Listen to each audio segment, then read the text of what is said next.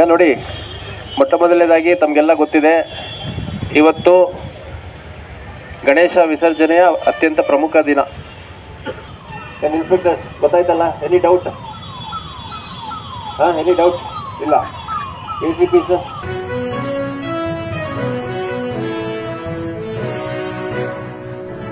11ನೇ ದಿನದ ಗಣೇಶ ಹಬ್ಬದ ವಿಸರ್ಜನಾ ಕಾರ್ಯಕ್ರಮ ನಡೆಯಲಿದೆ.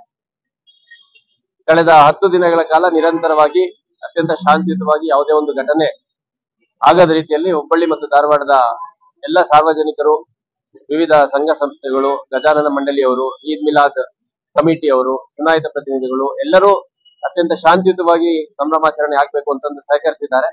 ನಮ್ಮ ಇಲಾಖೆ ಅಧಿಕಾರಿ ಸಿಬ್ಬಂದಿಗಳು ಕೂಡ ನಿರಂತರವಾಗಿ ಶಾಂತಿಯುತ ಪ್ರತಿಷ್ಠಾಪನೆ ಮತ್ತು ವಿಸರ್ಜನಾ ಕಾರ್ಯಕ್ರಮಕ್ಕಾಗಿ ಸಾಕಷ್ಟು ಪೂರ್ವಭಾವಿ ತಯಾರಿಯನ್ನು ಮಾಡಿಕೊಂಡಿದ್ದಾರೆ. ಇವತ್ತು 11ನೇ ದಿನದ್ದು ಸುಮಾರು 100ಕ್ಕೂ ಹೆಚ್ಚು ಗಣೇಶ ಇರುವಂತದ್ದು, ಮತ್ತೆ ಹುಬ್ಬಳ್ಳಿ ಧಾರವಾಡದಲ್ಲಿ ಅತ್ಯಂತ ಪ್ರಮುಖ ಗಣಪತಿ ಅಂದ್ರೆ ಧಾರವಾಡ ಜಿಲ್ಲೆ ಅಷ್ಟೇ ಅಲ್ಲ, ಹೊರ ಜಿಲ್ಲೆ ಹೊರ ರಾಜ್ಯಗಳಿಂದ ಸಾರ್ವಜನಿಕರು ಬಂದು ನೋಡ್ಕೊಂಡು ಹೋಗುವಂತ ಪ್ರಮುಖ ಗಣಪತಿಗಳ ಒಂದು ವಿಸರ್ಜನಾ ಕಾರ್ಯಕ್ರಮ ಇವತ್ತಿದೆ. ಹೀಗಾಗಿ ಎಲ್ಲಾ ವಿಸರ್ಜನಾ ಮಂಡಳಿಗಳ ಜೊತೆ ಕೂಡ ಒಂದು ಸಭೆಯನ್ನ ನಮ್ಮ ಸ್ಥಳೀಯ ಅಧಿಕಾರಿಗಳು ಮಾಡಿದ್ದಾರೆ. ನಾನು ಕೂಡ ಭೇಟಿ ನೀಡಿದ್ದೇನೆ, ನಮ್ಮೆಲ್ಲ ಹಿರಿಯ ಅಧಿಕಾರಿಗಳು ಕೂಡ ಭೇಟಿ ನೀಡಿದ್ದಾರೆ. ಅದರ ಹಿನ್ನೆಲೆಯಲ್ಲಿ ಇವತ್ತೊಂದು ಉತ್ಕೃಷ್ಟವಾದಂತಹ ಬಂದೋಬಸ್ತ್ ಪ್ಲಾನ್ ಅನ್ನು ಮಾಡಿಕೊಂಡು ಹುಬ್ಬಳ್ಳಿ ಧಾರವಾಡದಲ್ಲಿ ಸುಮಾರು 3,500 ಅಧಿಕಾರಿ ಸಿಬ್ಬಂದಿಗಳನ್ನ ಒಳಗೊಂಡಂತ ಒಂದು ಸಮಗ್ರ ಬಂದೋಬಸ್ತ್ ಪ್ಲಾನ್ ಅನ್ನು ಮಾಡಲಾಗಿದೆ. ಇದರಲ್ಲಿ ಹುಬ್ಬಳ್ಳಿ ಧಾರವಾಡ ಕಮಿಷನರೇಟ್ ಅಧಿಕಾರಿ ಸಿಬ್ಬಂದಿಗಳು, ರಿಸರ್ವ್ ಫೋರ್ಸಸ್ ಜೊತೆಗೆ ಹೊರ ಜಿಲ್ಲೆಗಳಿಂದ ಬಂದಿರುವಂತಹ ಅಧಿಕಾರಿ ಸಿಬ್ಬಂದಿಗಳು, CR ಪಾರ್ಟಿಗಳು, DR ಪಾರ್ಟಿಗಳು, ಮತ್ತೆ KSRP, RAF, ಹೋಮ್ ಗಾರ್ಡ್ಸ್ ಸೇರಿದಂತೆ ಸುಮಾರು 3,500ಕ್ಕಿಂತ ಹೆಚ್ಚು ಜನ ಅಧಿಕಾರಿ ಸಿಬ್ಬಂದಿಗಳು ಇವತ್ತಿನ ಒಂದು ಬಂದೋಬಸ್ತಲ್ಲಿ ಭಾಗವಹಿಸಿದ್ದಾರೆ. ಇದ್ರ ಜೊತೆಗೆ ನಾವು ಸುಮಾರು 19 ಸ್ಥಳಗಳಲ್ಲಿ ಸೇಫ್ಟಿ ಹೈಲೈಟ್ಸ್ ಅಂತ ಮಾಡಿದೀವಿ. ಕ್ರೌಡ್ ಜಾಸ್ತಿ ಇದ್ದಂತ ಸಂದರ್ಭದಲ್ಲಿ ಯಾರಿಗಾದ್ರೂ ಅನಾರೋಗ್ಯ ಆದ್ರೆ ಅಥವಾ ಯಾರಾದ್ರೂ ಅನುಚಿತವಾಗಿ ನಡ್ಕೊಂಡ್ರೆ, ಸುಸ್ತಾದ್ರೆ ಅಥವಾ ಬೇರೆ ಸಮಸ್ಯೆಗಳು ಬಂದ್ರು ಆ ಸೇಫ್ಟಿ ಐಲ್ಯಾಂಡ್ಗಳು ಯಾವುವು ಅನ್ನೋದನ್ನ ಐಡೆಂಟಿಫೈ ಮಾಡಿಕೊಟ್ಟಿದ್ದೀವಿ. ಅಲ್ಲಿ ಸಾರ್ವಜನಿಕರು ಹೋಗಿ ಕುತ್ಕೋಬಹುದು. ಅವ್ರಿಗೆ ಇಮಿಡಿಯೇಟ್ ಫಸ್ಟ್ ಏಡ್ ನೆಸಿಟಿ ಇದ್ರೆ ಫಸ್ಟ್ ಏಡ್ ಕೊಡ್ತಾರೆ, ಹಾಸ್ಪಿಟಲ್ ಶಿಫ್ಟ್ ಮಾಡಂಗಿದ್ರೆ ಹಾಸ್ಪಿಟಲ್ ಶಿಫ್ಟ್ ಮಾಡ್ತಾರೆ, ಅಥವಾ ಅವ್ರಿಗೆ ಏನಾದ್ರೂ ಯಾರಿಂದಾದ್ರೂ ತೊಂದರೆ ಆಗಿದೆ ಅಂತಂದ್ರೆ ಅದನ್ನ ಇಮಿಡಿಯೇಟ್ ಆಗಿ ಅಡ್ರೆಸ್ ಮಾಡುವಂತ ಕೆಲಸ ನಮ್ಮ ಅಧಿಕಾರಿಗಳು ಮಾಡ್ತಾರೆ. ಹುಬ್ಬಳ್ಳಿ ಮತ್ತು ಧಾರವಾಡ ನಗರದಲ್ಲಿ ಪ್ರೊಸೆಷನ್ ಮಾರ್ಗದಲ್ಲಿ HDMC ಮತ್ತೆ ಸೇಫ್ ಸಿಟಿ ಪ್ರಾಜೆಕ್ಟ್, ಸ್ಥಳೀಯ ಎಲ್ಲ CCTVಗಳಿಗೆ ಹೊರತಾಗಿ ಎಕ್ಸ್ಕ್ಲೂಸಿವ್ ಆಗಿ ಪ್ರೊಸೆಷನ್ಗೆ ಅಂತ ಸುಮಾರು 250ಕ್ಕೂ ಹೆಚ್ಚು CCTVಗಳನ್ನ ಹಾಕಲಾಗಿದೆ. ಅದರ ಒಂದು CCTV ವಾಚ್ ಮಾಡ್ಲಿಕ್ಕೆ ನಮಗೆ ಅವಕಾಶ ಕೂಡ HDMC ಅವರು ಮಾಡಿಕೊಟ್ಟಿದ್ದಾರೆ. ಅದ್ರ ಜೊತೆಗೆ ನಾವು HDMC ಅವರಿಗೆ ಮನವಿ ಮಾಡಿದೀವಿ, ಪ್ರೊಸೆಷನ್ ನಡೆಯುವಂತ ಸಂದರ್ಭದಲ್ಲಿ ಯಾವುದೇ ಕಾರಣಕ್ಕೂ ಎಲೆಕ್ಟ್ರಿಸಿಟಿ ಕಟ್ ಆಗುವಂತದ್ದಾಗ್ಲಿ ಅಥವಾ ಬೇರೆ ಯಾವ್ದು ಸಮಸ್ಯೆ ಬರಬಾರ್ದು, ಮತ್ತೆ ಮಾರ್ಗ ಮಧ್ಯದಲ್ಲಿ ಅಲ್ಲಲ್ಲೇ ಕುಡಿಯೋ ನೀರಿನ ವ್ಯವಸ್ಥೆ ಎಲ್ಲ ಮಾಡ್ಬೇಕು ಅಂತಂದು ನಾವು ಮನವಿ ಮಾಡಿದ್ವಿ. ಆ ಪ್ರಕಾರ ಮಾಡ್ತಾ ಇದ್ದಾರೆ. ಅದ್ರ ಜೊತೆಗೆ ನಾವು ಆಂಬ್ಯುಲೆನ್ಸ್, ಸ್ಥಳೀಯ ಕೆಲವು ಹಾಸ್ಪಿಟಲ್ಗಳಿಗೆ ರಿಕ್ವೆಸ್ಟ್ ಮಾಡಿ SDM ಮತ್ತು KMC ಸೇರಿದಂತೆ ಬಹಳಷ್ಟು ಜಂಕ್ಷನ್ಸ್ ಗಳಲ್ಲಿ ಆಂಬ್ಯುಲೆನ್ಸ್ ವ್ಯವಸ್ಥೆಯನ್ನ ರೆಡಿ ಇಟ್ಟಿದ್ದೀವಿ. ಫೈರ್ ಇಂಜಿನ್ ಅವರಿಗೆ ರಿಕ್ವೆಸ್ಟ್ ಮಾಡ್ಕೊಂಡು ಏನಾದ್ರೂ ಅಗ್ನಿ ಆಕಸ್ಮಿಕ ಆದಂತ ಸಂದರ್ಭದಲ್ಲಿ ನಮ್ಗೆ ಬೇಕಾಗುತ್ತೆ ಅಂತ ಇಮಿಡಿಯೇಟ್ ಆಗಿ ಫೈರ್ ಇಂಜಿನ್ ವ್ಯವಸ್ಥೆಯನ್ನು ಕೂಡ ಹುಬ್ಬಳ್ಳಿ ಧಾರವಾಡದಲ್ಲಿ ಮಾಡ್ಕೊಂಡಿದ್ದೀವಿ. ಅದ್ರ ಜೊತೆಗೆ ನಮ್ಮ ಇಲಾಖೆಯಲ್ಲಿ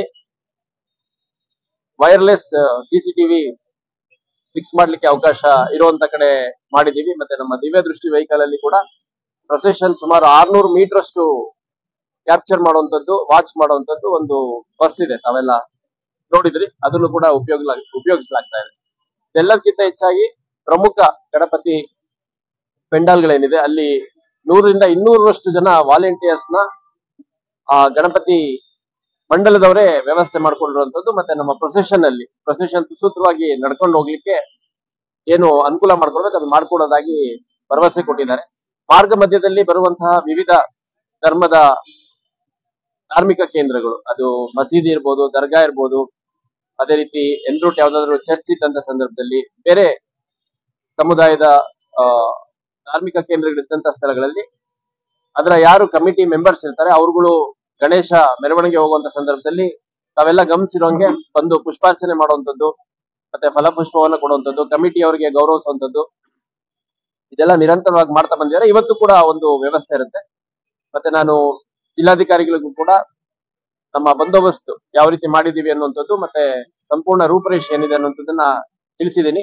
ಅವರು ಕೂಡ ಈಗ ಸಂಜೆ ಸಮಯದಲ್ಲಿ ಒಮ್ಮೆ ಪ್ರಮುಖ ಸ್ಥಳದಲ್ಲಿ ಬಂದು ಎಲ್ಲ ಆಯೋಜಕರಿಗೂ ಮತ್ತು ಯಾರ್ಯಾರು ಸುಸೂತ್ರವಾಗಿ ನಡೆಸ್ಕೊಳ್ಳಿಕ್ಕೆ ಸಹಕರಿಸಿದ್ದಾರೆ ಅವರೆಲ್ಲರಿಗೂ ಧನ್ಯವಾದ ಅರ್ಪಿಸೋದ್ರಾಗಿ ಮತ್ತೆ ಸಹಕರಿಸಲು ಕರೆ ನೀಡೋದಾಗಿ ಹೇಳಿದ್ದಾರೆ.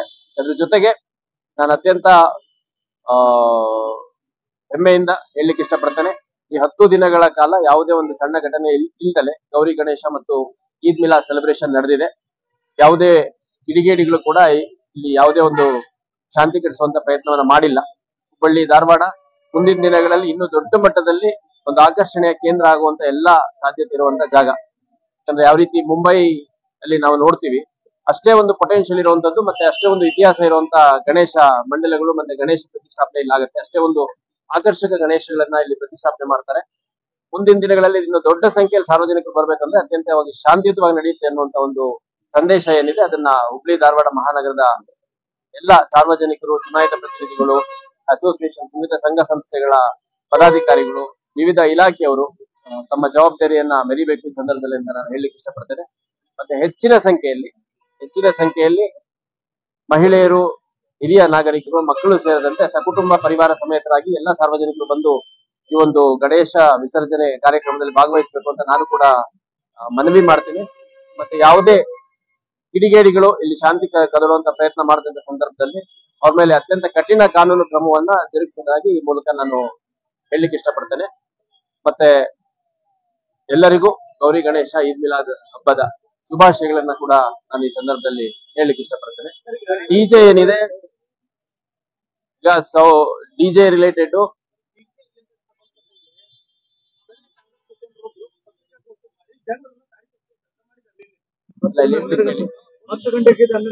ಹೇಳ್ತೀನಿ ಕೇಳಿ. ಅಲ್ಲ ಇಲ್ಲಿ ಕೇಳಿ, ಇಲ್ಲಿ sound system, public address system ಏನಿದೆ ಅದು 10 ಗಂಟೆಗೆ ಕ್ಲೋಸ್ ಮಾಡಬೇಕು ಅನ್ನುವಂಥದ್ದು ಸುಪ್ರೀಂ ಕೋರ್ಟ್ ನಿರ್ದೇಶನ. ಅದ್ರಲ್ಲಿ ನಾವು ಇಂಟರ್ಪ್ರಿಟೇಷನ್ ಮಾಡ್ಲಿಕ್ಕೆ ಬರಲ್ಲ.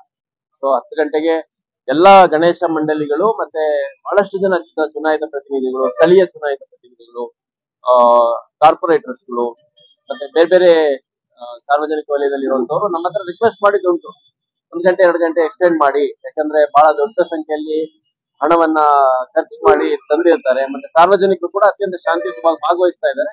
ಹಾಗಾಗಿ ಇದನ್ನ ಎಕ್ಸ್ಟೆಂಡ್ ಮಾಡಿ ಅಂತ ಮನವಿ ಮಾಡಿದ್ದುಂಟು. ಆದ್ರೆ ಮನವಿ ಮಾಡ್ಲಿಕ್ಕೆ ಅವಕಾಶ ಇಲ್ಲ. ಸುಪ್ರೀಂ ಕೋರ್ಟ್ ಕಂಟೆಂಪ್ಟ್ ಮಾಡ್ಬಿಟ್ಟು ನಾನ್ ಡಿಸಿಷನ್ ತಗೊಳಕ್ಕಾಗಲ್ಲ. ಹಂಗಾಗಿ ಮುಖ್ಯವಾಗಿ ಎಲ್ಲ ಗಜಾನನ ಮಂಡಳಿಗಳೇನಿದ್ದಾರೆ ಅವ್ರ ಜೊತೆ ನಾವು ನಿರಂತರವಾಗಿ ಸಂಪರ್ಕದಲ್ಲಿದ್ದೀವಿ. ಅವರು ಕೂಡ ಮೊನ್ನೆನೂ ಇತ್ತು, ಇದು 9ನೇ ತಾರೀಕು ಕೂಡ ಇಲ್ಲ 12 ಗಂಟೆವರೆಗೂ ನಡೆಯುತ್ತಂತೆ ಅಂತ. ಬಟ್ ಕರೆಕ್ಟ್ ಆಗಿ 9:45, 9:50, 10 ಗಂಟೆ ಒಳಗಡೆನೆ ಆಫ್ ಮಾಡುವಂತ ಕೆಲಸ ಮಾಡಿದ್ದಾರೆ. ಮತ್ತೆ ಅತ್ಯಂತ ಖುಷಿಯಿಂದ ಅವ್ರು ಭಾಗವಹಿಸ್ತಾ ಇದ್ದಾರೆ. ಮತ್ತೆ ಖುಷಿಯಿಂದ ಅದು ರೂಲ್ಸ್ ಏನಿದೆ ಅದನ್ನ ಫಾಲೋ ಮಾಡ್ತಾ ಇದ್ದಾರೆ. ಅದೇ ರೀತಿ ಸಾರ್ವಜನಿಕರು ಕೂಡ ಬಹಳ ದೊಡ್ಡ ಸಂಖ್ಯೆಯಲ್ಲಿ ಬಂದು ಇದರಲ್ಲಿ ಭಾಗವಹಿಸ್ತಾ ಇದ್ದಾರೆ. ಇವಾಗ 10 ಗಂಟೆಗೆ ಕ್ಲೋಸ್ ಮಾಡೋದೇನಿದೆ ಟೈಮಿಂಗ್ಸ್ ಅದು ಕ್ಲೋಸ್ ಆಗ್ಲೇಬೇಕು, ಅದರಲ್ಲೇ 2 ಮಾತಿಲ್ಲ. ಆಮೇಲೆ ನಾನು ಅಬ್ಸರ್ವ್ ಮಾಡಿದ್ದು 10 ಗಂಟೆ ನಂತರ ಕುಟುಂಬ ಸಮೇತರಾಗಿ ಬಹಳ ದೊಡ್ಡ ಸಂಖ್ಯೆಯಲ್ಲಿ ಸಾರ್ವಜನಿಕರು ಬರ್ತಾ ಇರುವಂತದ್ದು. ಇದು ಬಹಳ ಒಳ್ಳೆ ಬೆಳವಣಿಗೆ. ಯಾಕಂದ್ರೆ ಮಹಿಳೆಯರಿಗೆ, ಹಿರಿಯ ನಾಗರಿಕರಿಗೆ ಎಲ್ಲೋ ಒಂದ್ ಕಡೆ ಆ ಸೌಂಡ್ ಅಲ್ಲಿ ನಾವು ಹೋದ್ರೆ ನಮಗೆ ಸರಿಯಾಗಿ ನೋಡ್ಲಿಕ್ಕೆ ಅವಕಾಶ ಆಗಲ್ಲ ಅನ್ನುವಂಥದ್ದು. ಮತ್ತೆ ಅಲ್ಲಿ ಯುವಕರು ಬಹಳ ದೊಡ್ಡ ಸಂಖ್ಯೆಯಲ್ಲಿ ಇದ್ದಾಗ ಬೇರೆಯವರಿಗೆ ಮುಜುಗರ ಆಗುತ್ತೆ, ಮತ್ತೆ ಸ್ವಲ್ಪ ಕ್ರೌಡಲ್ಲೆಲ್ಲ ನಾವು ಭಾಗವಹಿಸ್ಲಿಕ್ಕೆ ಕಷ್ಟ ಆಗುತ್ತೆ ಅಂತ 10 ಗಂಟೆ ನಂತರ ಕೂಡ 1-2 ಗಂಟೆ ಸಮಯ ಏನು ವಿಸರ್ಜನೆ ಎನ್ ರೂಟ್ ಇದ್ದಂತ ಸಂದರ್ಭದಲ್ಲಿ ಬಹಳಷ್ಟು ಜನ ಬಂದು ನೋಡ್ಕೊಂಡು ಹೋಗ್ತಾ ಇದ್ದಾರೆ.